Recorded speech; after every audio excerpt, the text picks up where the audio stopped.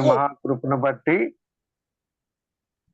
ఆయన కృపారెక్కల నీడ కింద మనల్ని అందరిని భద్రపరిచి గత వారం అంతా కాపాడి ఈ నూతన దినములో ప్రాతః కాలమున దేవుని సన్నిధిలో మనం అందరము చేరటానికి ఉదయం ఆయన కృపతో మనల్ని తృప్తిపరచడానికి గాను అనుదిన ఉదయకాల వాక్య ధ్యానములు ధ్యానించడానికి గాను 4412వ రోజుగా మనల్ని నడిపించాడు. అందుని బట్టి దేవునికి అంత వందనస్తులు. ఈ సమయాన్ని నాకు ఇచ్చిన బర్నబాస్ అన్న గారికి నిరురాముగా మరి ఎక్కడున్నా ఏ ప్రయాణాలు ఏ జాగారాల్లో ఉన్నా కానీ అలయక సొలయక సాగిపోనట్లు దేవుడు వారికి కృప చూపుతున్న విధానాన్ని బట్టి దేవునికి అంత వందనస్తులు. ప్రార్థన చేయండి. అర్థనా 4412వ రోజున ఇప్పుడు మనం చేరాం. చక్కగా ఈ కోడిక జరుపుకున్నట్లు ప్రార్థన చేయండి. అంకుల్ వందనాలు. అంకుల్ వందనాలు. చేరువచ్చిన దేవుని దాసులకి ప్రభు అయిన యేసుక్రీస్తు నామములో వందనాలు. ప్రార్థన చేసుకుందాం. ప్రేమ గల తండ్రి, జీవం కలిగిన ఆయన మహాపరిశుద్ధుడా, మీ నామానికి స్తోత్రాలు తండ్రి. మరొక నూతన దినాన్ని మీరు ఈవిగా మాకు అనుగ్రహించారు. ఉదయకాలమునే తండ్రి మీ పాద సన్నిధిలో చేరి ఈ విధంగా మీ నామాన్ని స్తుతించి గణపరిచి పూజించే భాగ్యం మీరు మాకు అనుగ్రహించినందుకు స్తోత్రాలు తండ్రి. అనుదినము మానక ప్రభువా మీ సన్నిధిలో ఈ విధంగా వాక్యదాన కోడికలో మీరు మాకు ఈ ఏర్పాటును అనుగ్రహించినందుకు స్తోత్రాలు తండ్రి. సర్వకృపానిధి మా గొప్ప తండ్రి, సకల ఆశీర్వాదములకు కారణభూతుడా, సర్వ సృష్టికర్త, మహోన్నతుడా, అద్వితీయుడా, పరిశుద్ధుడా, నీతిమంతుడా, మీ ఘనమైన పరిశుద్ధమైన నామానికి వందనాలు తండ్రి. తీసుకొని ఈ కార్యక్రమాన్ని తండ్రి నడిపిస్తున్నారు. వందనాలు తండ్రి. వారు కూడా తమ జీవితంలో దేవ తండ్రి అనుభవాలు మాకు తెలియజేసుకుంటూ ప్రత్యేక రీతిలో తండ్రి మరి మార్నింగ్ కాన్ఫరెన్స్ ద్వారా అనేక గ్రామాలకు అనేక ప్రాంతాలకు ప్రభువా ఈ వాక్య ధ్యాన కూడిక ఎంతో ఆశీర్వాదకరంగా ఉండగా దీవించినైనా ఈ సంవత్సరంలో కూడా మేము ఇంకా ఎన్నో వర్తమానాలు వినాలా. అనేక మంది దైవ సేవకులు, పెద్దలు, విశ్వాసులు తండ్రి, ప్రార్థనా పరులు, మరి గాయకులు, అనేక రకాల మా తండ్రి ప్రభువా మరి సహోదరులు అందరూ వాడబడాలా. వారందరి సాక్ష్యాలు మేము వింటున్నాం. ఎంత గొప్ప ఆశీర్వాదం తండ్రి మీరు ఇచ్చిన ఈ సాధనాన్ని బట్టి స్తుతిస్తున్నాం. మా ప్రభువా సాయం చేయండి తండ్రి, కృప చూపించండి. ఇదిగోనైనా ఈ కాన్ఫరెన్స్లో ఇంకా మరి ఈ దినం వాక్యం అందిస్తున్న విజయ చంద్రన్న గారిని బలపరచండి. పాట పాడుతున్న మీ దాసుని కూడా దీవించండి. నేను 5 గంటల నుంచి 6 గంటల వరకు జరిగి ఈ వాక్య కూడికల్లో మీరు మాకు తోడుగా ఉండి బలపరిచి కృప చూపించి మీ దీవెన దయచేయమని ఇంకా చేరుకోబోతున్న మా ప్రియులందరినీ క్షేమంగా ఆ కార్యక్రమానికి ప్రయాణంలో క్షేమం భద్రత దయచేయమని ముందున్న సమయాన్ని మీ దయగల కృపగల చేతులకు అప్పగించుకుంటుండగా మీరే మహిమ ఘనత ప్రభావాలు పొందుకోమని మా ప్రభువును ప్రాణరక్షకుడైన యేసుక్రీస్తు వారి సర్వశక్తి గల నామంలో ప్రార్థించి దేన మనస్సు అడిగి వేడుకొని ప్రారంభించుకుంటున్నాం తండ్రి. ఆమేన్. చాలా వందనాలన్నా చక్కగా ప్రార్థన చేసినందుకు.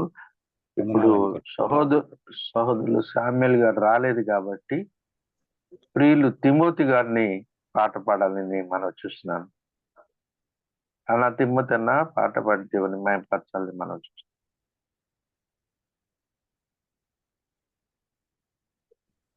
దేవునికి స్తోత్రములు. ఉదయకాలంలో ప్రభు అయిన దేవుని స్తుతించడానికి దేవాతి దేవుడు మనకు అనుగ్రహించిన శ్రేష్టమైన సమయాన్ని బట్టి ప్రభువుకి కృతజ్ఞతలు చెల్లిస్తున్నా. నాకు మీతో కలిసి సహవాసం చేయడానికి దేవుడు నాకు అనుగ్రహించిన ఈ గొప్ప భాగ్యాన్ని బట్టి కూడా దేవుని స్తుతిస్తూ సమయంలో పాట పాడే అవకాశాన్ని ఇచ్చిన దేవదానం అంకులకు కూడా మేము వందనాలు తెలియజేస్తూ ఉన్నా. పాట పాడి ప్రభును స్తుతిద్దాం. ఆరంభించెద యేసు నీలో ప్రతిదినం, ఆనందించెద యేసు నీలో ప్రతి క్షణం, ఆస్వాదించెద నీ మాటల మాధుర్యం, ఆస్వాదించెదని మాటల మాధుర్యం, ఆరాధించెద నిన్నే నిత్యం,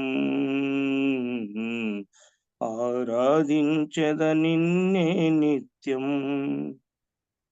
ఆరంభించెద యేసు నీలో ప్రతిదినం, నీ సన్నిధిలో ప్రతి ఉదయం, పాలించెదని మధుర స్వరం. నీ సన్నిధిలో ప్రతి ఉదయం, పాలించెదని మధుర స్వరం. అరుణోదయమున నీ సహవాసం, అరుణోదయమున నీ సహవాసం, నింపును నాలో నూతన ధైర్యం, నింపును నాలో నూతన ధైర్యం. ఆరంభించెద యేసు నీలో ప్రతిదినం, ఆనందించెద యేసు నీలో ప్రతి క్షణం. నీ చిత్తముకై ప్రతి విషయం, అర్పించెదని కృప కోసం. నీ చిత్తముకై ప్రతి విషయం, అర్పించెదని కృప కోసం. వేకువ జామున నీ ముఖ దర్శనం, వేకువ జామున నీ ముఖ దర్శనం, నింపును నాలో ఆత్మవిశ్వాసం, నింపును నాలో ఆత్మవిశ్వాసం. ఆరంభించెద యేసు నీలో ప్రతిదినం, ఆనందించెద యేసు నీలో ప్రతి క్షణం. నా పెదవులపై ప్రతి నిమిషం, స్తుతించెదని ఘననామం. నా పెదవులతో ప్రతి నిమిషం, స్తుతించెదని ఘననామం. దిన ప్రారంభమున నీ ప్రియ ధ్యానం, దిన ప్రారంభమున నీ ప్రియ ధ్యానం, కాల్చును నాలో అహము సర్వం, కాల్చును నాలో అహము సర్వం. ఆరంభించెద యేసు నీలో ప్రతిదినం, ఆనందించెద యేసు నీలో ప్రతి క్షణం. ఆస్వాదించెద నీ మాటల మాధుర్యం, ఆస్వాదించెద నీ మాటల మాధుర్యం, ఆరాధించెద నిన్నే నిత్యం, ఆరాధించెద నిన్నే నిత్యం. ఆరంభించెద యేసు నీలో ప్రతిదినం, ఆనందించెద యేసు నీలో ప్రతి క్షణం. అన్నా వందనాలన్నా. చాలా వందనాలన్నా, చక్కగా పాట పాడి దేవుని మయంపరిచినందుకు. ఇప్పుడు ముఖ్యమైన సమయానికి మనం వచ్చాం. మన యొక్క జూమ్ మార్నింగ్ కాన్ఫరెన్స్ స్టార్ట్ చేసి 12 సంవత్సరాలు కంప్లీట్ అవ్వడం జరిగింది. దేవుని మహాకృపను బట్టి 13వ పుట్టుక దినం, జన్మదినం, ప్రారంభ దినాన్ని చేసుకోవడానికి మార్కాపురంలో గెట్ టుగెదర్గా మన ప్రియులు చాలా మంది అక్కడికి చేరారు, ఇంకా చేరబోతున్నారు. వారి ప్రయాణ విషయాల్లో కూడా మనం ప్రార్థన చేద్దాం. 4412 రోజుకు మనం వచ్చాం. ఇప్పుడు ఈ కూడిక జరుగుతుంది కాబట్టి పిఎస్ పాలన్ గారు స్తుతులు చెల్లిస్తూ, దైవజనులైన దండు విజయచంద్ర గారు ఈ దినమున వాక్యోపదేశకులు కాబట్టి వారి కొరకును ఉపదేశం కొరకును ప్రార్థన చేయాలని మనం చేస్తున్నాను. పిఎస్ పాలన్ గారు. అందరికీ వందనాలు. 4412వ దినము ఉదయకాలపు వాక్యదానం కొరకు చేరొచ్చిన పిల్లలందరినీ బట్టి స్తోత్రాలు. మరి ఈ యొక్క జూమ్ నిర్వాహకులకు బార్నబాస్ను బట్టి, కుటుంబాన్ని బట్టి, సంఘాన్ని బట్టి స్తోత్రాలు చెల్లిస్తున్నాం. మరి బ్రదర్ చెప్పినట్లు ఇది ఫస్ట్ లో సెల్ కాన్ఫరెన్స్ ద్వారా ప్రారంభమైంది. మళ్ళీ 2020 నుంచి ఇది జూమ్ యాప్ ద్వారా మనకు ఈ యొక్క కార్యక్రమంలో నడుస్తున్నాయి. మనం ఒకరికొకరు చూసుకుంటా ఇంతకుముందు ప్రార్థనలో మనం 4 గంటలకే ప్రార్థన ఉండేది కనుక ఈ కార్యక్రమం నిర్వాహకంగా నడిపిస్తున్న బార్నబాస్ను బట్టి స్తోత్రాలు చేస్తున్నాం. ఈ రోజు నడిపిస్తున్న దేవదానం గారిని బట్టి స్తోత్రాలు. ఈ అవకాశం నాకు కూడా దాదాపు అప్పటి నుంచి కంటిన్యూగా ఉన్నాను. ఈ జూమ్ యాప్ ద్వారా ఒక్క రోజు కానీ ఇంతవరకు మిస్ కాలేదు. దాదాపు 5 సంవత్సరాలు. దాదాపు 5 సంవత్సరాల్లో సుమారుగా మనము కూడుకునే భాగ్యం ఎంతమంది ఇచ్చినారంటే 54,000 మంది పైన మనం దినదినము కనీసం అంటే 30 మందికి పైన కూడుకుంటున్నాము. వారానికి వచ్చేసి 2,555 మందికి పైన కూడుకుంటున్నాము. ఈ విధంగా దేవుని వాక్యం వినుటకు రోజు ఒక సేవకుడు మనకి రోజు నడిపించే జూమ్ నిర్వాహకులు నడిపించేవారు, ప్రార్థన, మళ్ళీ పాట, మళ్ళా ప్రార్థన, దాదాపు 5 మంది 6 మందిగా రోజు ఉంటారు. 7 మందిగా.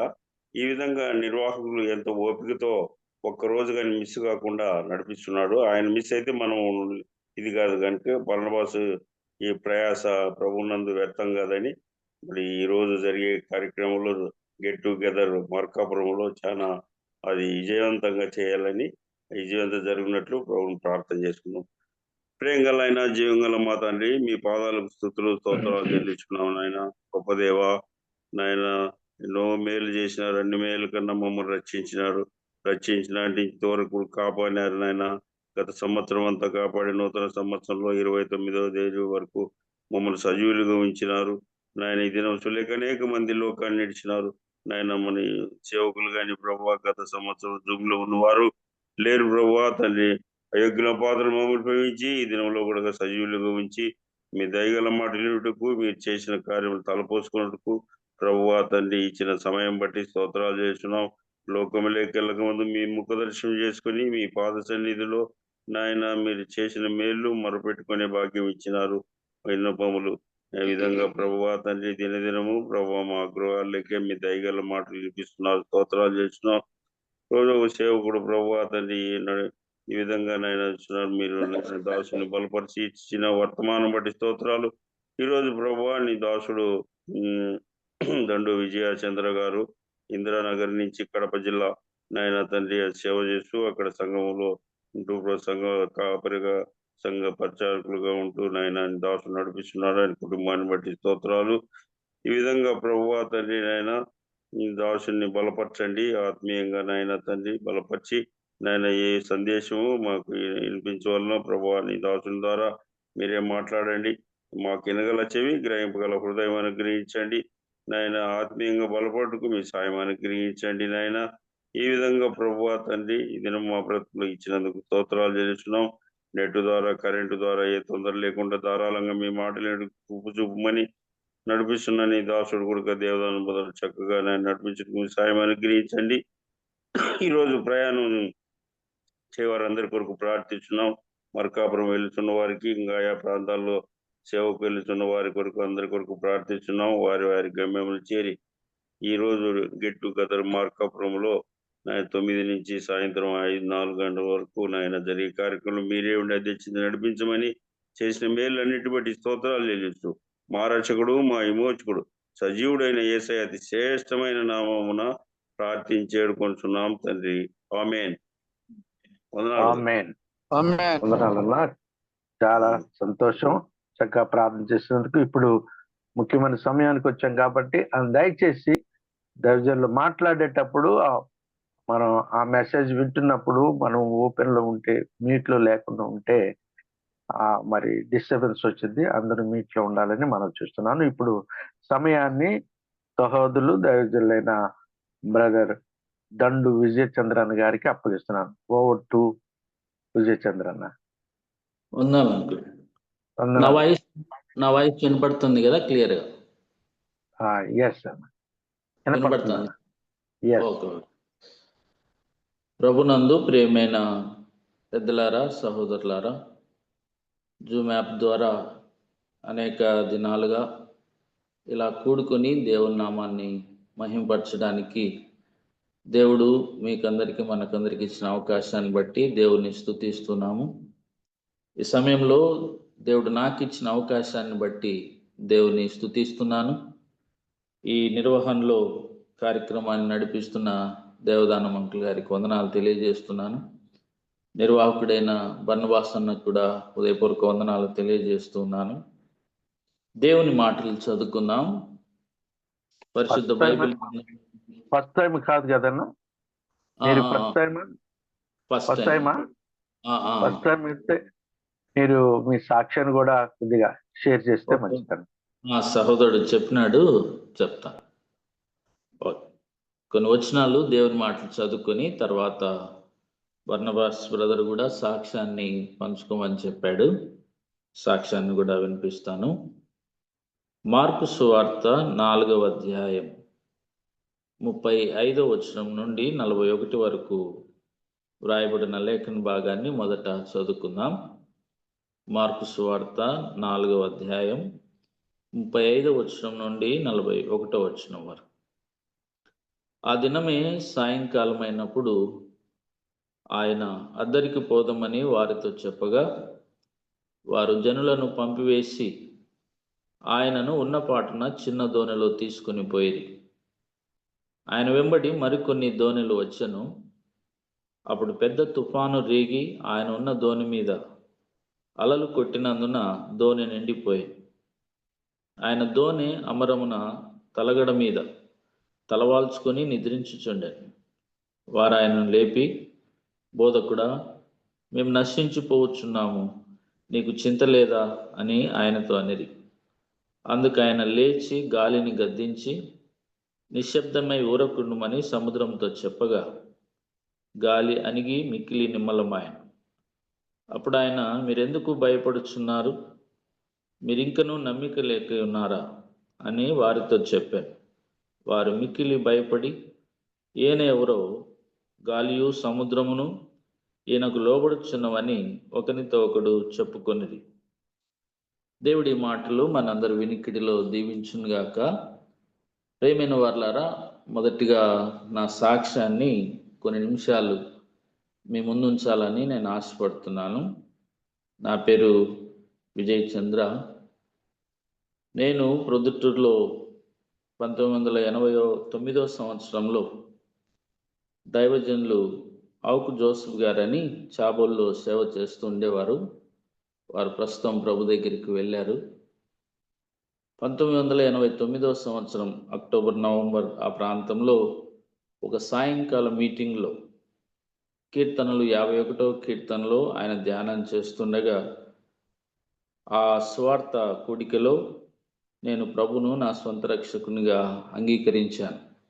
అప్పటికి నా వయస్సు 13 సంవత్సరాలు. దాని తర్వాత 1991 ఆగస్టు 21వ తేదీన వి శాంతయ్య ఔక్ అనే దైవ సేవకుని ద్వారా ప్రొద్దుటూరులో కేసీ కెనాల్ కాలువలో బాప్తిస్మం తీసుకున్నాను. దాని తర్వాత నేను క్లుప్తంగా చెప్తున్నాను. 1996వ సంవత్సరంలో కడపకు చదువుకోవడానికని నేను రావడం జరిగింది. ఆ విషయంలో ఒక ఇద్దరు సహోదరులు చదువు విషయమై సహాయపడ్డారు. శేఖర్ గారని, ఆయన సేవలో ఉన్నాడు, బ్రదర్ కంబగిరి టీచర్. నేను కడపకు వచ్చినప్పుడు సహవాసం కొరకు ఆ బ్రదర్ అని సహవాసం ఎక్కడ ఉందని ఎదురు చూస్తుండగా ప్రొద్దుటూరు సంఘ పెద్దలు మైకేల్ గారు, ఆయన కూడా ప్రభు దగ్గర ఉన్నారు, ఒక సిఫారసు పత్రిక నాకు రాసి కడప బెరాకాలో దైవజనులు శ్యాంబాబు గారు పెద్దలు వారికి అందజేయమని చెప్పారు. ఆ వరుసలో నేను ఒక దిన సాయంకాలం కూడిక బెరాక చర్చి ఎదురుగా ఒక ఆదరణ కూడిక జరుగుతున్నప్పుడు సహోదరుడు వెంకటేష్ గారని, ఆయన ఐటీలో పనిచేసేవారు. ఆ సహోదరుడు కూడా అక్కడికి మందిరానికి వెళ్తుండేవారు అప్పటికే. ఆయన సహాయంతో ఆ దిన సాయంకాలం ఆదరణ కూడికకు వెళ్ళి దైవజనులు శ్యామబాబు గారికి, పెద్దలకు ఆ సిఫారసు పత్రికను అందించి ఆ రీతిగా కడప బెరాక సంఘంలో నేను సహవాసాన్ని కొనసాగించడం జరిగింది. అప్పటి నుంచి ఇప్పటి వరకు కూడా బెరాక బేతని సంఘాలతో దైవజనులు శ్యామబాబు గారు, పెద్దలు వారందరూ కూడా నన్ను ఎంతగానో ప్రోత్సహించారు. నాకున్న సామర్థ్యాన్ని బట్టి కొన్ని కార్యక్రమాలు సంఘంలో నిర్వహించడానికి, అలాగే పాటలు రాయడం కానీ, పాడడం కానీ, సంఘ కార్యక్రమాల్లో పాల్గొనడానికి దేవుడు అవకాశం ఇచ్చాడు. అక్కడే ఉంటుండగా బేతని స్థానిక సంఘంలో ఆశీర్వాదం గారు, సరోజమ్మ అనేవారి కుమార్తెను వివాహం చేసుకొని ప్రస్తుతం మేము ఇందిరానగర్ రిమ్స్ ప్రాంతం, కడప రిమ్స్ ప్రాంతం, కడపకు 8 కిలోమీటర్ల దూరంలో ఇందిరానగర్ అనే ప్రాంతంలో దేవుని సేవ చేస్తున్నాము. నాకు కుమారుడు, కుమార్తె, భార్య ఉన్నారు. వారు చదువుకుంటున్నారు. వారి కొరకు ప్రార్థన చేయండి. తర్వాత ఒక 15 కుటుంబాలు, దాదాపు 15 సంవత్సరాలుగా ఇక్కడ పని ప్రారంభించబడింది. ఎవరు లేరు. ఒక కుటుంబంగా వచ్చి మేము ఒక్కొక్క సంవత్సరం కొంత పని చేయగా ఒక 15 కుటుంబాలు ఇప్పుడు చేరి వస్తున్నారు. వారందరి స్థిరత కొరకు కూడా మీరు ప్రార్థన చేయాలని మనవి చేస్తున్నాం. ఈ దినాలన్నింటిలో కడపలో బెరాకలో దైవజనుల ద్వారా వాక్య బైబిల్ స్టడీ, తర్వాత దైవజనులు ప్రభుదాస్ గారి ప్రార్థన అనుభవాలు, ఇవన్నీ కూడా కొన్ని నన్ను ఆకర్షించినవిగా ఉన్నాయి. అలాగా కడపలో ఉండడానికి, ఇక్కడే సేవ చేయడానికి, ఇక్కడే వివాహం, ఇక్కడే సంఘాన్ని నడిపించడానికి దేవుడు నాకు అవకాశం ఇచ్చాడు. ఇది నా క్లుప్త సాక్ష్యం. కొన్ని నిమిషాలు మనం దేవుని మాటలు జ్ఞాపకం చేసుకుందాం. ఇంతదనుక మనం చదువుకున్న లేఖన భాగాల్లో యేసుక్రీస్తు ప్రభు భూమి మీద ఉన్నప్పుడు ఆయన గలిలయ సముద్రం పైన అనేక సార్లు ప్రయాణం చేశారు. ఆ అనుభవాలను శిష్యులకు ఆయన నేర్పించాడు కూడా. మనం చదువుకున్న మాటల్లో కొన్ని మాత్రమే నేను సమయాన్ని బట్టి మీకు అందించగలనని నేను అనుకుంటున్నాను. మొట్టమొదటి మాట ఏమిటంటే 4వ అధ్యాయం 35వ వచనంలో, ఆ దినమే సాయంకాలమైనప్పుడు ఆయన అద్దరికి పోదామని వారితో చెప్పగా వారు జనులను పంపివేసి ఆయనను ఉన్నపాటున చిన్న దోణిలో తీసుకొని పోయిరి. ఆయన వెంబడి మరికొన్ని దోణెలు వచ్చాను. ఆ దినమే సాయంకాలమైనప్పుడు, ఆ మాటను మా మనసులో ఉంచుకుందాం. ఆ దినమే సాయంకాలమైన కదా. ప్రభు నేర్పించిన పాఠాల్లో ఈ సాయంకాలం వాటికి సంబంధించిన చాలా మనం సువార్తల్లో చదవగలం. చాలా అనుభవాలు ఉన్నాయి. నేటి దినాల్లో ఈ పాఠం మనకు కూడా ఎంతో ఉపయోగకరంగా ఉంటూ ఉన్నది. సాయంకాలం కదా, అందులో ఉన్న పాఠం ఏంటంటే సాయంకాలం అయింది, సాయంకాలం అయితే చీకటి పడుతుంది. చీకటి పడినప్పుడు ఇంకెవరు కూడా సంచరించడానికి వీల్లేదు. ఈ సాయంకాలం అనే మాటను మనం ఆలోచన చేస్తుండగా ప్రకృతి పరంగా ఉదయకాలం అంటే సూర్యోదయం. సూర్యుడు ఆకాశం మధ్యమానికి వచ్చినప్పుడు మధ్యాహ్న కాలం అంట. సూర్యుడు అస్తమించే సమయం వచ్చినప్పుడు సాయంకాలం అంటారు. సాయంకాలం అయిందంటే ఇంకా చీకటి పడుతుంది. అలాగే శరీరపరంగా ఉదయకాలం అంటే బాల్యం, మధ్యాహ్న కాలం అంటే యవ్వనం, సాయంకాలం అంటే వృద్ధాప్యం. ఆ వయసు మీరిన తర్వాత ఇంకా చీకటి దినాలి. 90వ కీర్తనలో మనం చదువుతున్నట్టుగా 70 సంవత్సరాలు దేవుడు మానవునికి ఇచ్చిన ఆయుస్సు. అధిక బలం ఉంటే 80 సంవత్సరాలు, అయినా వాటి వైభవం ఆయాస్కరమే, దుఃఖమే అని చెప్పాడు. తర్వాత ఆధ్యాత్మికంగా ఉదయకాలం అంటే ప్రభువైన యేసుక్రీస్తు భూమి మీదకి వచ్చినప్పుడు సుమారు 2025 సంవత్సరాల క్రిందట అది ఉదయకాలం. రక్షకుడు మన కొరకు భూలోకంలో పుట్టాడు. ప్రజలందరికీ మహా సంతోషకరమైన వార్త. ఉదయం ఎంతో ఆకర్షణీయంగా ఉంటుంది, అందంగా ఉంటుంది, ఆహ్లాదకరంగా ఉంటుంది. ఆరోగ్యానికి మంచిదని కూడా చెప్తూ ఉంటారు వైద్యులు. మధ్యాహ్న కాలం అంటే ప్రభువైన యేసుక్రీస్తు పరమునకు కొనుక్కోబడిన తర్వాత ఆనాటి సంఘానికి, ఆ మొదటి శతాబ్దంలో సంఘానికి కలిగిన హింస కదా. మధ్యాహ్నం అంటే వేడి ఎక్కువగా ఉన్నట్టుగా చూస్తుంటాం. అలాగే సాయంకాలం అంటే నేటి దినాల్లో సంఘం సాయంకాలం అనుభవంలో ఉన్నది. సాయంకాలం అయిందంటే ఇంక చీకటి. చీకట్లో ఏం చేస్తారు? చీకట్లో మనుషులు తిరగకూడదు. అది జంతువులు, విషపురుగులు, అవి మృగాలు సంచరించే సమయం రాత్రి సమయం. సాయంకాలం దాటిన తర్వాత, చీకటి పడిన తర్వాత మనుషులు ఎవరు కూడా పని చేయరు. వారికి విశ్రాంతి కొరకు రాత్రి ఏర్పాటు చేయబడింది. అంత మాత్రమే కాదు, చీకటి అంటే మనందరికి కూడా ఒకలాంటి ఆందోళన. మళ్ళీ ఎప్పుడు పగలవుతుందా? ఈ చీకటి ఎప్పుడు తొలగిపోతుందా కదా. చీకట్లో కొన్నిసార్లు మృగాలు లాంటి మనుషులు తిరుగుతూ ఉంటారు. దొంగలు, నరహంతకులు, ప్రతి విధమైన అపవిత్రమైన క్రియలు జరిగించేవారు ఈ చీకట్లోనే తిరుగుతూ ఉంటారు. కాబట్టి ఈ చీకటిని గురించి మనం ఆలోచన చేస్తుండగా బైబిల్ గ్రంథంలో నుండి కొన్ని అనుభవాలు, ఈ సాయంకాలపు అనుభవాలు భక్తుల జీవితాల్లో అవి ఎలా ప్రభావితం చూపించాయో మనం కొన్ని లేఖనాలు చదువుకుందాం. ఆదికాండం 15వ అధ్యాయం. మొట్టమొదటిగా ఆదికాండం 15వ అధ్యాయం 8వ వచనం నుండి మనం గమనించినప్పుడు, అందరూ వాక్యం తెలిసిన వారు కాబట్టి ప్రతిదీ వివరించనక్కర్లేకుండా అబ్రహాము దేవుని సన్నిధిలో కనిపెడుతున్నాడు. 3 ఏండ్ల పెయ్యను, 3 ఏండ్ల మేకను, 3 ఏండ్ల పొట్టేలును, ఒక తెల్ల గువ్వను, ఒక పావురో పిల్లను తీసుకొని వాటికి నడిమికి ఖండించి అలా ఉంచి వాటిని కాపాడుతున్నాడు. ప్రొద్దు కుంకపోయినప్పుడు కదా, ఆ సాయంకాల సమయంలో దేవుని యొక్క వాగ్దానాన్ని నిశ్చయం చేసుకోవడానికి కదా. దేవుడు చెప్పాడు, నిన్ను ఆశీర్వదిస్తానని. దానికి సూచన ఏమిటి అన్నట్టుగా ఆయన ఆ సూచనను గమనిస్తూ ఉన్నాడు. సాయంకాల సమయంలో అబ్రహాము దేవుని సన్నిధిని కనిపెడుతున్నాడు, కాచుకొని ఉన్నాడు. దేవుని వాగ్దానం కొరకు కదా, ఆ వాగ్దానం నెరవేర్పు ఎలాగో దేవుని దగ్గర నుంచి ఆ వాగ్దానం సంపూర్ణంగా పొందడానికి సాయంకాల సమయంలో లేకపోతే రాత్రి సమయంలో అబ్రహాము దేవుని సన్నిధిని కాచుకొని ఉన్నాడని ఆ మొదటి భాగాన్ని బట్టి మనం గమనిస్తున్నాం. రెండవదిగా ఆదికాండం 19వ అధ్యాయం 1 నుంచి 38 వచనాల్లో మొదటి వచనంలోనే, ఆ సాయంకాలమందు ఆ 2 దేవదూతలు సొదొమ చేరినప్పటికీ లోతు సొదొమ గవిని యొద్ద కూర్చుండి ఉండెను.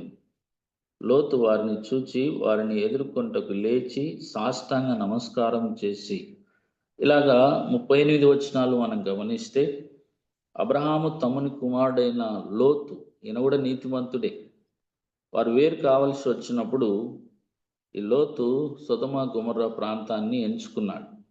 అది ఆయన దృష్టికి ఆకర్షణీయంగా కనబడింది. అంత మాత్రమే కాదు, సొదొమ గొమొర్రా కూడా మంచి ఆకర్షణీయమైన ప్రాంతమే. అక్కడికి వెళ్ళాడు. ఆయన నీతిమంతుడే. కానీ ఆ దిన సాయంకాలం ఆయన ఏం చేస్తున్నాడంటే గవిని దగ్గర కూర్చున్నాడు. గవిని దగ్గర ఏం జరుగుతుంది కదా, మనుషులందరూ కూర్చొని అటుపోయేవారిని ఇటుపోయేవారిని మాట్లాడుకోవడం, ఆ సంగతి ఈ సంగతి మాట్లాడుకోవడం, ఊరి విషయాలు, రాజకీయ విషయాలు, రకరకాలైన పోకడలు అక్కడ జరుగుతూ ఉంటాయి. సాయంకాలం ఎక్కడున్నాడు? తన పెదనాన్న కావచ్చు అబ్రహాం గారు దేవుని సన్నిధిలో ఉన్నాడు. కానీ లోతు గవిని దగ్గర కూర్చున్నాడు. తర్వాత ఫలితం ఏంటి అని మనం గమనించినప్పుడు ఈ 8 వచనాలు మనం చదివినప్పుడు కుటుంబాన్ని పోగొట్టుకున్నాడు, భార్యను పోగొట్టుకున్నాడు, కుమార్తెలు భ్రష్టులు అయిపోయారు కదా. నీతిమంతుడే, కానీ సాయంకాలం ఎక్కడ కూర్చుండేవాడంటే ఆయనకు గవిని దగ్గర కూర్చునే అలవాటు కదా. దేవుని సన్నిధిలో కూర్చోవలసిన వారు, కుటుంబ ప్రార్థనలో ఉండవలసిన వాడు నీతిమంతుడే, కానీ వెళ్ళకూడని స్థలంలో నివాసం ఏర్పాటు చేసుకున్నాడు. కానీ అక్కడికి వెళ్ళిన తర్వాత ఆ గవిని దగ్గర కూర్చోవడం, ఆ ఊరి ఆ ప్రాంతపు అలవాట్లు, వాటన్నిటిని బట్టి తన కుటుంబాన్ని నష్టపరుచుకున్న వాడిగా మనం గమనిస్తున్నాం. ఆదికాండం 24వ అధ్యాయంలో అబ్రహాం కుమారుడైన ఇస్సాకు, ఆయన ఏం చేస్తున్నాడు సాయంకాలం గమనిద్దాం. 63వ వచనం, సాయంకాలమున ఇస్సాకు పొలములో ధ్యానింప బయలువెళ్ళి కనులెత్తి చూచినప్పుడు ఒంటెలు వచ్చుచుండెను. సాయంకాలమున ఇస్సాకు యొక్క అనుభవం, ఆయన ధ్యానం చేస్తున్నాడు, బైబిల్ చదువుతున్నాడు, బైబిల్ లేకపోవచ్చు అప్పటికి, దేవుని సన్నిధిలో ధ్యానం చేస్తున్నాడు, ప్రార్థన చేస్తున్నాడు, దేవుని కొరకు కనిపెడుతూ ఉన్నాడు. దాని ఫలితంగా ఏం జరిగింది? రిబ్కా ఆయనకు భార్యగా దొరికింది. అప్పటికే తల్లి పోయిన దుఃఖంలో ఉన్నాడు. రిబ్కా భార్యగా దొరికింది, తనకు ఆదరణ కలిగింది. తర్వాత ఆ సంవత్సరం ఆయన పంట వేసి నూరంతలుగా ఆశీర్వదించబడ్డాడని 26 అధ్యాయం 12వ వచనంలో మనం గమనించవచ్చు కదా. ఆయన ధ్యానం చేస్తున్నాడు ఇస్సాకు. సాయంకాల సమయంలో ఇస్సాకు ధ్యానం చేస్తున్నాడు, తద్వారా ఆశీర్వాదాన్ని పొందాడు. లోక సంబంధమైన ఆశీర్వాదం, కుటుంబ సంబంధమైన ఆశీర్వాదం కదా. పొలంలో, కుటుంబంలో ఆయన ఆశీర్వదించబడినట్లుగా మనం గమనిస్తున్నాం. అలాగే ఆదికాండం 28వ అధ్యాయం 11వ వచనం నుండి 22 వరకు మనం గమనిస్తే, యాకోబు కదా తండ్రిని మోసగించి, అన్నను మోసగించి వెళ్ళిపోతున్నాడు. వెళ్ళిపోతున్నప్పుడు ఆ సాయంకాలం అయింది. 10, 11 వచనాలు గమనిస్తే, యాకోబు బెర్షెబా నుండి బయలుదేరి హారాను వైపు వెళ్ళుచు ఒక చోట చేరి ప్రొద్దుకుంకినందున అక్కడ ఆ రాత్రి నిలిచిపోయి ఆ చోటి రాళ్లలో ఒకటి తీసుకొని తనకు తలగడగా చేసుకొని అక్కడ పండుకున్న తర్వాత జరిగిన సంభవాలు మనం గమనించవచ్చు. దేవునితో పోరాడుతున్నాడు. నీవు నన్ను దీవించేంత వరకు నేను పోను కదా, నీవు నన్ను దీవిస్తే ఈ స్థలం మందిరం అవుతుంది కదా, నీవు నాకు ఇచ్చే దాంట్లో 10వ వంతు నీకు ఇస్తానని తీర్మానం చేసుకుంటూ ఉన్నాను కదా. ఆ సాయంకాలం దేవునితో ఆయన పోరాడుతున్నట్టుగా, దేవుని కలుసుకుంటున్నట్టుగా మనం గమనిస్తూ ఉన్నాం కదా. సాయంకాలం అనుభవాలు పాత నిబంధన గ్రంథంలో భక్తులు కదా, లోతు తప్ప మిగతా వారు దేవుని సన్నిధిలో గడిపేవారుగా ఉన్నారు. కొత్త నిబంధనలో మనం ఆలోచన చేసినప్పుడు ప్రభువైన యేసు క్రీస్తు ఆయన పగలంతా బోధ చేసేవాడని రాత్రంతా అరణ్య ప్రదేశానికి వెళ్ళి ప్రార్థన చేసే అనుభవం ప్రభువుకున్నట్లుగా లూకాసు వార్త 21వ అధ్యాయం 37వ వచనంలో మనం గమనించవచ్చు. అలాగే ప్రభు రాకడ కూడా అది సాయంకాలమే, లేకపోతే రాత్రి చెప్పబడింది కదా. మార్క్స్ వార్త 13వ అధ్యాయం 35వ వచనాన్ని ఒకసారి చదువుకుందాం. 13:35, ఇంటి యజమానుడు ప్రొద్దుకుంకి వచ్చునో, అర్ధరాత్రి వచ్చునో, కోడి కూయినప్పుడు వచ్చునో, తెల్లవారునప్పుడు వచ్చునో, ఎప్పుడు వచ్చునో మీకు తెలియదు. ఆయన అకస్మాత్తుగా వచ్చి మీరు నిద్రపోచుండుట చూచునేమో గనుక మీరు మెలకువగా ఉండి, నేను మీతో చెప్పుచున్నది అందరితోనూ చెప్పుచున్నాను, మెలకువగా ఉండుడని కదా. దేవుని రాకడ కూడా ఈ రాత్రి లేకపోతే ప్రొద్దుకింకిన తర్వాతనే సంభవిస్తుంది అన్నట్లుగా చెప్తున్నారు కదా. ఆయన ఏ జామున వస్తాడో రాత్రి సమయంలో. ఇక్కడ మనం గమనిస్తున్నాం, ఇలాగా సాయంకాలపు అనుభవాలు ప్రభు కూడా శిష్యులకు నేర్పించాడు. పగలు ఎలాగే అందరూ కలిసి ఉంటారు, అది పెద్ద ఇబ్బందికరంగా ఉండదు. రాత్రి అయ్యేసరికి కొందరిలో భయం, కొందరిలో ఆందోళన, మళ్ళీ ఎప్పుడు పగలవుతుందని పగల కొరకు ఎదురు చూస్తూ ఉంటారు. ఇప్పుడు జ్ఞాపకం చేసుకుందాం, మార్క్స్ వార్త 4వ అధ్యాయంలో ఆ దినమే సాయంకాలం అయినప్పుడు సాయంకాలపు అనుభవాలు మనం చూసాం. సాయంకాలం లోకంలో ఉన్న వారు ఎక్కడున్నా మనకు సంబంధం లేదు, కానీ విశ్వాసులైనటువంటి వారు సాయంకాలం దేవుని సన్నిధిలో ఉండాలని, ధ్యానంలో ఉండాలని, ప్రార్థనలో ఉండాలని, కుటుంబ ప్రార్థనలో ఉండాలని మనము ఆ వచనాలన్నింటిని బట్టి తెలుసుకుంటూ ఉన్నాం. చదువుకుందాం 35వ వచనం, 4:35. ఆ దినమే సాయంకాలం అయినప్పుడు ఆయన అద్దరికి పోదామని వారితో చెప్పగా, రెండవ మాట ప్రభు ఏం చెప్తున్నాడు? సాయంకాలం అయింది, అద్దరికి పోదామని శిష్యులను ఆయన పురమాయిస్తున్నాడు. ఇద్దరిలో ఉన్నాడు. అది గలిలయ సముద్ర ఇటుపక్క అటుపక్క కదా. యేసుక్రీస్తు ప్రభు ఆ ప్రాంతాల్లో చాలా సేవ చేశాడు గలిలయ ప్రాంతంలో కదా. గలిలయ ప్రాంతానికి ఆ సముద్రం, అది సరస్సు, పెద్ద సరస్సు, అది సముద్రం లాంటి సరస్సు. ఈ గలిలయ సముద్రానికి ఒకవైపు కపెర్నహూము, మగ్దల, కానా, నజరేతు, నాయిను అనే ప్రాంతాలు ఒకవైపు ఉన్నాయి.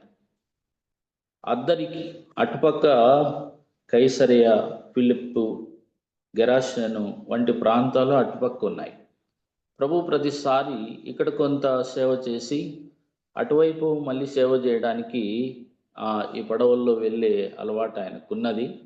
ఆ సముద్రం పైన అనేక అనుభవాలు శిష్యులకు ఆయన నేర్పించాడు.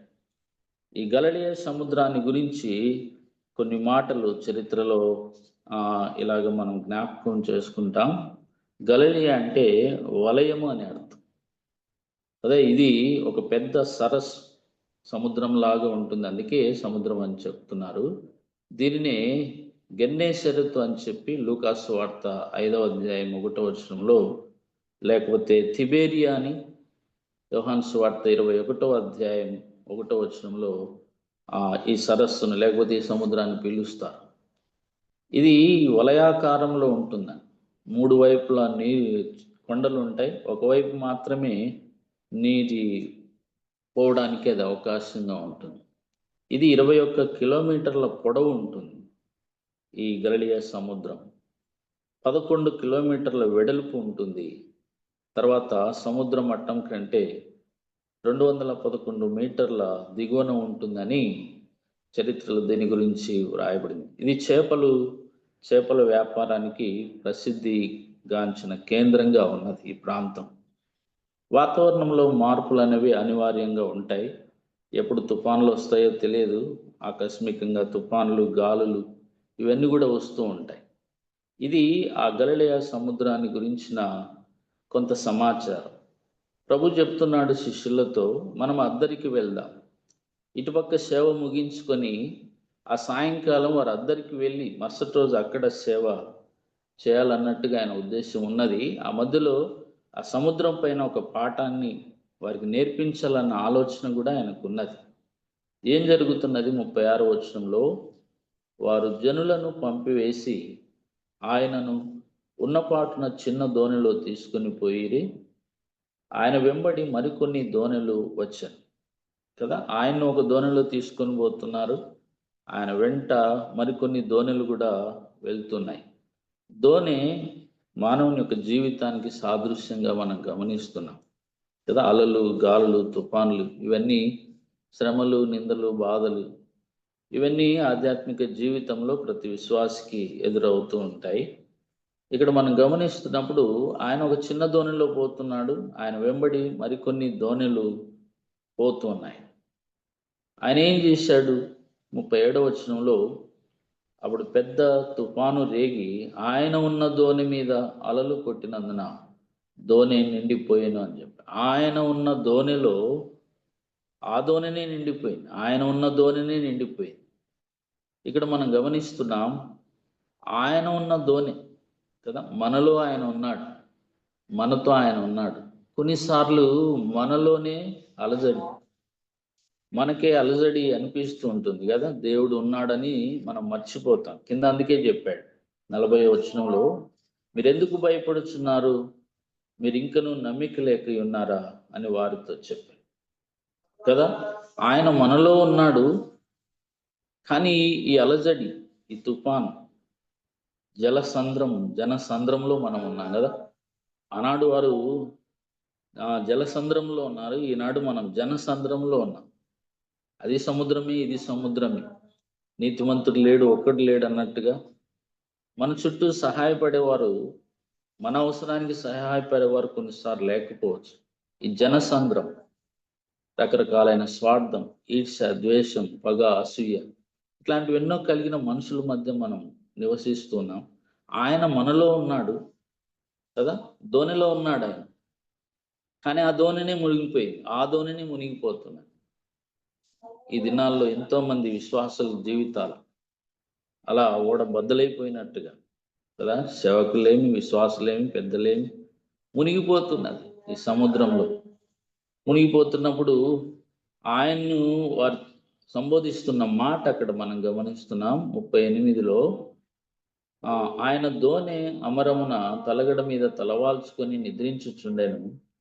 వారు ఆయన లేపి, బోధకుడా, మేము నశించిపోతున్నాం, నీకు చించలేదా అని ఆయనతో అనేది కదా. వారు ప్రభుని నిందిస్తున్నారు, నీకు చింతలేదా కదా. ఆయన ఉన్నాడన్న ధైర్యాన్ని కోల్పోయి ఆయన్ని వారు, నీకు చింతలేదా, మేము నశించిపోతున్నాం, నువ్వు మా వెంట వస్తున్నావు, నువ్వు నిద్రపోతున్నావు, ఈ దోణిలో నీళ్లు వచ్చాయి, మేము నశించిపోతున్నాం, నీకు చింతలేదా. చాలాసార్లు మన ప్రార్థన ఇలాగనే ఉంటుంది, ప్రభువా నువ్వు చూడలేదా, నువ్వు వినలేదా, ఈ కష్టం నాకు వచ్చింది నీకు తెలియదా, ఇలాగ మాట్లాడుతూ ఉంటాం. ఆయన మనలో ఉన్నాడన్న విషయం మనం మర్చిపోతాం. ఆ చిన్న దోణిలో ఆయన ఉన్నాడు, కానీ అవి ఎందుకు వచ్చాయి కదా, సృష్టికర్త అందులో ఉన్నాడు. వారి విశ్వాసాన్ని పరీక్షించడానికి కాబోలు ఆయన వాటికి అనుమతించాడని నేను అనుకుంటున్నాను. అందుకే కింద అన్నాడు కదా, మీకు ఇంకా నమ్మిక లేదా, ఇంకా నా మీద విశ్వాసం లేదా అని ఆయన అంటున్నాడంటే ఆయనే వాటిని అనుమతించాడేమో వారి విశ్వాసాన్ని పరీక్షించడానికి అన్నట్టుగా ఉన్నాడు. కొన్నిసార్లు కదా ఆయన మనతో ఉంటున్నప్పటికీ మనకు ఆందోళన, చింత, భయం కలుగుతుంది కదా. ఆయన మనతో ఉంటే అదెంతో ఆశీర్వాదకరమైన అనుభవం కదా. ఎమ్మాయి గ్రామానికి వెళ్తున్న ఇద్దరు వ్యక్తులు, లూకాసు సువార్త 24వ అధ్యాయంలో వారు కోరుకున్న ఒక కోరికను మనం గమనిద్దాం. వారు కూడా దారిలో ఎంతో ఆందోళన పడుతూ వెళ్తున్నారు. 24వ అధ్యాయం 13 నుంచి మనం గమనిస్తే, వారు యేసుక్రీస్తు ప్రభు తిరిగి లేచిన తర్వాత ఆదివారం ఎమ్మాయి గ్రామం నుండి యెరూషలేమునకు మందిరానికి వెళ్ళి వారు తిరిగి ఆమడ దూరాన ఉన్న ఎమ్మాయి గ్రామానికి ప్రయాణమై వెళ్తూ వారు ఏం చేస్తున్నారు, ఒకరితో ఒకరు మాట్లాడుకుంటూ వెళ్తున్నారు. ఎవరి గురించి మాట్లాడుకుంటూ వెళ్తున్నారంటే ప్రభుని గురించే మాట్లాడుకుంటూ వెళ్తున్నారు. వారు సంతోషంగా లేరు. ఈ ప్రభు మనల్ని రక్షిస్తాడు అనుకున్నామే, ఈయన ప్రవక్త అనుకున్నామే, ఈయన ఫలానా అనుకున్నామే, ఇలా జరిగింది ఏంటి, ఆయన్ను కారణం లేకుండానే హింసించారే, చంపారని వారు మనోవేదన కలిగి దుఃఖంతో వారు వెళ్తున్నప్పుడు యేసు తానే దగ్గరకు వచ్చి వారితో కూడా నడిచాడు కదా. ఆయన ఎవరైనా తన యందు విశ్వాసం ఉంచిన వారు బాధపడుతుంటే ఆయన చూస్తూ ఊరుకోడు, వారు మునిగిపోతే చూస్తూ ఊరుకోడు కదా, వారు బలహీనలు అవుతే చూస్తూ ఊరుకోడు. ఏం చేస్తాడు, వారితో కూడా నడిచాను అనే మాట మనం చూస్తున్నాం 15వ వచనంలో కదా. వారు బాధపడుతుంటే, వారు సంభాషిస్తుంటే, వారు కలత చెందుతున్నప్పుడు వారితో కూడా ఆయన నడిచాడు. నడుస్తున్నప్పుడు వారిని అడిగాడు, ఏం మాట్లాడుకుంటున్నారు మీరంటే వారు అన్నారు కదా, ఈ సంగతులు నువ్వు ఒక్కడవే ఎరుగవా, నేటికి 3 దినాల క్రిందట ఏం జరిగింది, కారణం లేకుండా ప్రభును చంపేశారు కదా, ఆయన తిరిగి లేస్తాడన్న సంగతి వారు మర్చిపోయి మాట్లాడుకుంటూ ఉన్నారు. వారు ఏవేవో చెప్తున్నారు, నీకు తెలియదా, నువ్వు చూడలేదా, నువ్వు వినలేదా, నువ్వు అసలు ఈ యెరూషలేము చుట్టుపక్కల ఉన్నవాడవేనా అని ప్రభును వారు కొన్ని రకాలుగా మాట్లాడినారు. కానీ కొంత దూరం అలాగే మాట్లాడుకుంటూ వెళ్ళిన తర్వాత 25వ వచనంలో లూకాసు సువార్త 24:25లో మనం గమనిస్తున్నాం. అందుకు ఆయన, అవివేకులారా, ప్రవక్తలు చెప్పిన మాటలన్నింటినీ నమ్మని మందమతులారా, క్రీస్తు ఇలాగూ శ్రమపడి తన మహిమలో ప్రవేశించుట అగత్యము కాదా అని వారితో చెప్పి, మోషే మిగతా ప్రవక్తల గురించి వారికి లేఖనాలు ఒక్కొక్కటి విమర్శి చెప్తున్నప్పుడు వారు ఆయన ప్రభువుని నెమ్మది పొందినట్లుగా మనం చూస్తున్నాం కదా. ఈ భాగంలో ఆయన వారిని గమనిస్తూ ఉన్నాడు. వారి భావం ఎలా ఉన్నదంటే, ఆయన ముందు సానుభూతి చూపిస్తున్నారు, కానీ ఆయన సర్వశక్తి కలిగిన దేవుడని, సృష్టికర్త తానే అని, దేవుడు తానే అని వారి విశ్వాసం కదా సన్నగిలినట్టుగా మనం చూస్తున్నాం. మందిరానికి వెళ్ళి వస్తున్నారు, యెరూషలేములో మందిరం చూసుకొని తిరిగి ఇంటికి ప్రయాణం చేస్తున్నారు కదా. ఆ ధోనిలో ఉన్నవారు కూడా అదే అంటున్నారు కదా, నీకు చింత లేదా, మేము నశించిపోతున్నాం. ఆయన శక్తిని, ఆయన సామర్థ్యాన్ని అది వరకు వారు చూశారు, కానీ పూర్తిగా నమ్మలేకపోతున్నారు. వీరు కూడా అంతే, మందిరానికి వెళ్తున్నారు, వస్తున్నారు, కానీ ఆయన తిరిగి లేస్తాడన్న సంగతి వారు మర్చిపోయి ఆయన మామూలు మనిషి అనుకొని కదా ఏవేమో మాట్లాడారు. కానీ ప్రభువు వారిని సరిచేస్తూ, వారిని ఆదరిస్తూ, వారిని హెచ్చరిస్తూ, వారిని బలపరుస్తూ కొన్ని విషయాలు చెప్పాడు. ఇంతలో ఆ గ్రామం దగ్గరికి వచ్చింది, ఎమ్మాయి గ్రామం దగ్గరికి వచ్చేసరికి అప్పుడు సాయంకాలం అయింది. అక్కడ ఒక మాట వ్రాయబడింది, చదువుకుందాం. 29వ వచనంలో, వారు సాయంకాలం కావచ్చినది, ప్రొద్దు కుంకినది, మాతో కూడా ఉండుమని చెప్పి ఆయనను బలవంతం చేసిరి గనుక ఆయన వారితో కూడా ఉండుటకు లోపలికి వెళ్ళారు కదా. వారు ఈ విషయాలన్నీ విన్న తర్వాత ఆయన గురించి మరిన్ని విషయాలు తెలుసుకోవాలని ఆశపడి ఆయన ముందుకు వెళ్ళబోతున్నప్పుడు వారు ఆయన ఆహ్వానిస్తున్నారు. సాయంకాలం కావచ్చింది, ప్రొద్దు కుంకింది, ఈ రాత్రి ఇక్కడ మాతో కూడా ఉండు. ఈ ఉదయకాల సమయంలో మనం కోరుకోవలసిన కోరిక, ఈ లోకానికి సాయంకాలమైంది, ప్రొద్దు కుంకే సమయమైంది, చీకటి దినాల్లో మనం ఉన్నాం, భ్రష్టత్వం సంభవిస్తున్న దినాల్లో మనం ఉంటున్నాం. ఎక్కడ చూసినా కల్చర్ కదా, మాటలు, ప్రవర్తన, చిన్నవారు మొదలుకొని ముసలివారి వరకు భేదం లేని పాపంతో సాయంకాలం కావచ్చింది, చీకటి పడబోతున్నది. దేవుని రాకడ దినాల్లో మనం ఉంటుండగా మనం కోరుకోవలసిన కోరిక ఏమిటి? సాయంకాలం కావచ్చింది, మాతో కూడా ఉండి ఈ రాత్రి కదా. ఇది చీకటి, ఈ రాత్రి మనం కూడా, లేకపోతే ఇది పగల్లాగున్నా ఇది రాత్రి విశ్వాసుల జీవితాల్లో రాత్రిలాగా మనకు అనిపిస్తున్నది. ఆయన వారు బ్రతిమాలుకున్నారు కదా, ప్రార్థన చేస్తున్నారు, అయ్యా మాతో కూడా ఉండు కదా. సాయంకాలం ఆయనతో ఉంటే అనుభవాలన్నీ కూడా మనం చూసాం. అబ్రహాము సాయంకాలం ఆయన సన్నిధిని కనిపెట్టాడు. ఇస్సాకు సాయంకాలం పొలంలో ధ్యానం చేస్తున్నాడు. యాకోబు సాయంకాలం ఆయనతో ఒక తీర్మానాన్ని చేసుకున్నాడు.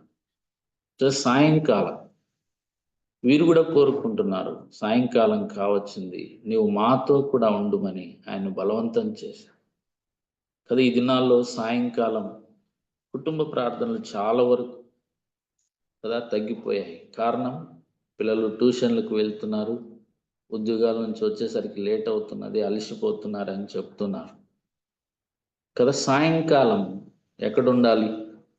కుటుంబం అంతా దేవుని సన్నిధిలో ఉండాలి కదా. సాయంకాలం అనుభవాలు మనం చూస్తున్నాం. చీకటి పడినప్పుడు బయట పనులు ఏవి ఉండవు. దేవుడు మనుషులకు పగటిని ఏర్పాటు చేశాడు పనుల కొరకు, రాత్రిని విశ్రాంతి కొరకు ఆయన సన్నిధిలో ఉండడానికి అది ఏర్పాటు చేసినట్లుగా మనం గమనిస్తున్నాం. ప్రభు కూడా పగలంతా బోధ చేసేవాడని, రాత్రి సమయాల్లో ఆయన ప్రార్థనలో గడిపేవాడని మనం చదువుతున్నాం కదా. ఈ భాగంలో మనం నేర్చుకుంటున్న పాఠం ఒకటే ఒక విషయం కదా, సాయంకాలం కావచ్చింది. ఆ ధోని లేకపోతే అద్దరికి పోదామని ప్రభు చెప్పినప్పుడు ఆ ధోనిని వారు ముందుకు నడిపించారు.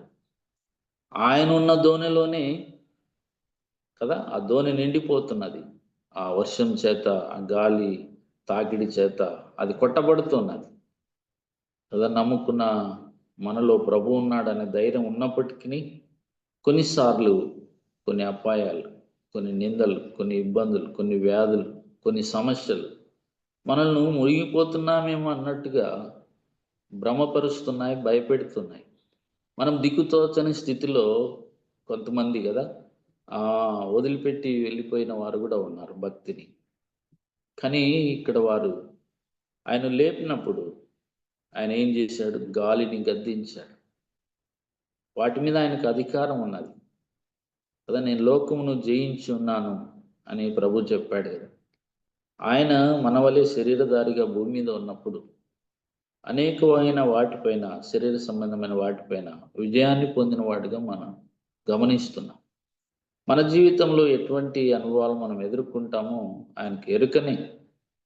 ఎందుకంటే ఆయన మనల్ని కలుగజేసిన వాడు, మన సృష్టికర్త కదా, మనల్ని నడిపించేవాడు, మనలో ఉన్నవాడు. మన నోటి మాట తలంపుకు రాకముందే ఆయన అన్ని ఎరిగినవాడు. అటువంటి ఆ ప్రభువును కలిగిన మనం కదా ఆందోళన చెందకూడదని ఈ సాయంకాలం కావచ్చిన ఈ దినాలు కదా, ఎలాగో పగలు రాత్రి జరుగుతున్నాయి కానీ ఆధ్యాత్మికంగా ఇవి చీకటి దినాలుగా మనం గమనిస్తున్నాం కదా. భక్తి సన్నగిలిన దినాలు, సంఘాల్లో కక్షలు కదా, భేదాలు, హెచ్చుతగ్గులు కదా, కుయుక్తులు ఎన్నో మనం చూస్తున్నాం. బయట జరిగేది వేరే విషయం, సంఘాల్లోనే విశ్వాసుల మధ్య ప్రేమ లేదు, సమాధానం లేదు, ఐక్యత లేదు కదా. చాలా సంఘాల్లో వాటిని లోపించిన దినాల్లో మనం ఉంటున్నాం. చీకటి పడుతున్నది.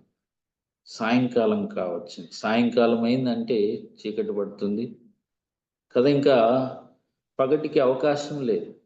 మళ్ళీ కొన్ని గంటల తర్వాత కానీ పగలు రా. ఒక సామాన్యమైన మనిషి ఈ చీకట్లో ఉండడానికి ఇష్టపడదు కదా మామూలుగా. అలాగే ఒక విశ్వాసి ఇటువంటివి సహించలేకపోతున్నారు ఈ దినాల్లో కదా. నీతి కోల్పోయే వారిని చూసినప్పుడు బాధ అనిపిస్తుంది, అసమాధానంతో ఉన్న వారిని చూసినప్పుడు బాధ అనిపిస్తుంది. అయ్యో వీరు చీకటిలోకి వెళ్ళిపోతారా కదా, వీరు ఇలాగే ఉండిపోతే ఆయన వచ్చే రాకడి దినాల్లో, ఆ రాకడి దినాలు విడవబడితే అది ఎంతో ఘోరంగా ఉంటుంది. కాబట్టి ఉదయకాల సమయంలో దేవుడు మనతో ఉన్నాడన్న విషయం మనం మర్చిపోకూడదు, ఆందోళన చెందకూడదు. ఈ సాయంకాలం, ఈ రాత్రి నువ్వు మాతో కూడా ఉండమని ఆయన మనం వేడుకొని ఆయన బలవంతం చేస్తే ఆయన మనతో ఉంటాడు, మన సమస్యలన్నింటికీ పరిష్కారం చూపిస్తాడు. ఎక్కువ భాగం మనము ఆయనతో ఉండే అనుభవాన్ని కలిగి ఉంటున్నాం. ఆయనను మనతో ఉండాలని కోరుకునే అనుభవం చాలా తక్కువ. అంటే మనం ఆయనతో ఉండడం అంటే ఆయన గురించి తెలుసుకోవడం, మందిరానికి వెళ్ళడం, పాటలు పాడడం, వాక్యం చదవడం, వాక్యం ధ్యానించడం, ఇదంతా ఆయన గురించి మనకు తెలుస్తుంది. ఆయన దగ్గరికి వెళ్తే ఆయన మనతో ఉంటే మనకు ఆయన గురించి తెలుస్తుంది. చాలాసార్లు ఇదే వ్యక్తిగతంగా బైబిల్ చదువుకోవడం, ప్రార్థన చేసుకోవడం, కుటుంబ ప్రార్థన, ఇది ఆయన మనతో ఉండే అనుభవం. మనం ఆయనతో ఉండే అనుభవం అంటే కదా సేవ కావచ్చు, మందిరానికి వెళ్ళడం కావచ్చు, బైబిల్ స్టడీకి వెళ్ళడం కావచ్చు, స్వార్థ చెప్పడం కావచ్చు, ఇదంతా ఆయనతో ఉండడం.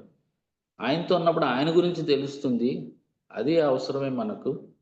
ఆయన మనతో ఉంటే మన సమస్యలకు పరిష్కారం, మనకు ధైర్యం, నెమ్మది, ఆదరణ కలుగుతుందని మనం హెచ్చరించబడుతున్నాం. దేవుడి మాటలు మనందరి వినికిడిలో దీవించునుగా. చాలా వందనాలన్నా. చక్కని వర్తమానం. ఈ ఆఖరి దినాల్లో, ఈ సాయంకాలపు చీకటి దినాల్లో విశ్వాసి ఎలా ఉండాలో హెచ్చరించబడగలిగాం. అందరిని బట్టి దేవునికి ఎంతో వందనస్తులు. మరి ఆ దినము సాయంకాలము చీకటి విషయాలు చక్కగా వివరించారు. శారీరకంగా, ఆత్మీయంగా, మరి ప్రకృతి పరంగా మనం ఎలా ఉన్నామనేది, బాల్యం, యవ్వనము, వృద్ధాప్యం అనేది, ఆధ్యాత్మికంగా కూడా చక్కని మాటలు యేసు ప్రభు భూలోకము ఆలోనికి రావటం, మరి ప్రభు అయిన యేసు కొనిపోబడటం, సంఘం సాయంకాలం అనే సంగతులు చెప్తూ మరి అబ్రాముని గురించి, ఇస్సాకుని గురించి, యాకోబుని గురించి చక్కని ఉదాహరణలు తీసుకొచ్చారు. క్రొత్త నిబంధనలో కూడా ప్రభు అయిన యేసుక్రీస్తు యొక్క అనుభవం తీసుకొస్తూ ఆ యొక్క సాయంకాలము వారు ఆ ధోనిలో ఉన్నప్పుడు వారికి కలిగిన తొందరలు, మరి ఆ సమయంలో వారు భయపడటం, అక్కడ కూడా చక్కని పాఠం బయటికి తీసుకొచ్చారు. ఆ ధోని మానవునికి సాదృశ్యంగా కనపడుతుంది. ఆయనన్న ధోనిలోనే మరి నిండిపోవటం అనేది, అంటే నిజంగా మనము క్రీస్తులో ఉన్నప్పటికీ అనేక సార్లు లోకములో వచ్చే తొందరలు, కష్టాలు, దుఃఖాలు, శ్రమలు, ఇబ్బందులు ఎన్నెన్నో ఉంటాయి, అలజడి. మరి జలసంద్రములో వారు ఉన్నారు, ఇప్పుడు మనం జనసంద్రంలో ఉన్నామని కూడా చెప్పుకొచ్చారు. ఇవన్నీ కూడా అసూయ, ద్వేషం కలిగిన వారు మన మధ్య ఉంటారు, మనకు బాధ కలిగిస్తూ ఉంటారు. అయితే మనము చింతించకూడదు, భయపడకూడదు అనే సంగతి కూడా తెలియజేశారు. ఎంఐ గ్రామానికి వెళ్ళే వారు కూడా వారి సంభాషణలో కూడా ప్రభు ఎవరైతే తన పిల్లలుగా ఉంటారో వారిని ధైర్యపరచడానికి, ఆదరణ చేయటానికి కూడా ఆయనే జోక్యం కలిగించు, తానే అనే మాట కూడా ఫోకస్ చేశారు. నిజమే, యేసు ప్రభు కొన్నిసార్లు మనము ఆయన్ని కోరకపోయినా కానీ మన అవసరతలను బట్టి మన జీవితంలోకి వచ్చి అక్కడ జోక్యం కలిగించుకుంటాడు. మరి సాయంకాలం అనే సంగతి విశ్లేషత చక్కగా వివరించారు. ఆ రాత్రి మరి ఎంఐ గ్రామానికి వెళ్ళే వాళ్ళు ఆ రాత్రి ఉండమని కోరారు. మనం కూడా ఆ రీతిగా ఉండాలి. ఇప్పుడు లోతు ఒక ప్రత్యేకమైన జీవితంలో ఉండిపోయాడు. వీళ్ళందరూ కోరుకున్నారు ప్రభుతో ఉండాలని, అయితే ప్రభుతో గడిపారు. అయితే లోతు మాత్రం గవినిలో అన్యుల ముందు, అన్యులతో ఉండి కాలం గడిపాడు. అందుని బట్టి దేవుని నుండి వచ్చే ఏమి కూడా పొందలేకపోగా నష్టాన్ని కొని తెచ్చుకున్నాడు. భార్య ఉప్పు స్తంభం అవటం, పిల్లలు భ్రష్టులు అవటం, తాను కూడా అబ్రాహామును బట్టి మాత్రమే రక్షించబడగలిగాడు, కానీ తన జీవితంలో ఏది కూడా పొందలేకపోయాడు. ఆ తర్వాత మరి సాయంకాలం అనే స్థితిలో మనం కూడా ఉన్నాం. కాబట్టి ఈ సాయంకాలంలో మనము ఈ చీకటి జీవితంలో మెళకువ కలిగి ఉండాలి. ప్రభువుతో ఎల్లప్పుడు పగటి కాలమే అయినప్పటికీ క్రీస్తు దేవుని పిల్లలకి సాయంకాలం అని కూడా దైవజనులు చక్కగా వివరించారు. ఇప్పుడు ఇటువంటి సమయంలో ప్రభువు మనతో ఉంటే మనలో ఉన్న అలజడి, తొందరలు నిమ్మలమవుతాయి. మనం ధైర్యంగా ఉంటాం, ఆ అపాయం నుండి, కీడు నుండి తప్పించబడతాం. కాబట్టి మనం ఆఖరిలో చెప్పారు చక్కని మాట, మనం ఆందోళన పడకూడదు. మరి ప్రభువుతో ఉంటే మనకు క్షేమం ఉంటుంది. మనము ఆయనతో ఉన్న ప్రకారం ఆయన మనతో ఉండే రీతిగా మనం చూసుకోవాలి. ఆయన మనతో ఉండాలంటే ఆయనకి ఇష్టంగా, ఆయన చిత్తానుసారంగా, ఆయన చెప్పినట్టు మనం ఉండాలి.